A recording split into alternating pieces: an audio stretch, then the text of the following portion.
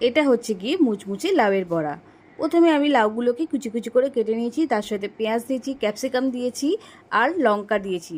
ক্যাপসিকামটা option, আপনি দিতেও পারেন নাও দিতে পারেন। তারপরে আমি ওর মধ্যে বেসন দিয়েছি, তার সাথে দিয়েছি কর্নফ্লাওয়ার, তার মধ্যে একটা ডিম আমি দিয়েছি, ওর মধ্যে একটু মশলা দিয়েছি, ম্যাজিক মশলা আর নুন দিয়েছি। দিয়ে তারপরে আমি ভালো করে ব্যাটারটাকে মাখিয়ে নিয়েছি। কড়াতে তেল দিয়ে দিয়েছি গরম হতে। এরপরে আমি ব্যাটারটা না বেশি শক্ত মাখবো, না বেশি একদম নরম করে দেবো, হাতে যাতে মুঠো করা যায় সেই রকমভাবে আমি ব্যাটারটা মেখে নেব, ভালো করে সুন্দর করে মেখে নেব। এইবারে এটাকে গোল গোল করে যাতে মুঠির মধ্যে না ছেড়ে যায় ওই রকম করে আমি তেলের মধ্যে, গরম তেলের মধ্যে ছেড়ে দেব। তৈরি হয়ে গেলে সুস্বাদু লাউয়ের বড়া। খেতে কিন্তু একদম অবিকল পেঁয়াজির মতো। তোমরাও বানাতে পারো এই রেসিপিটা।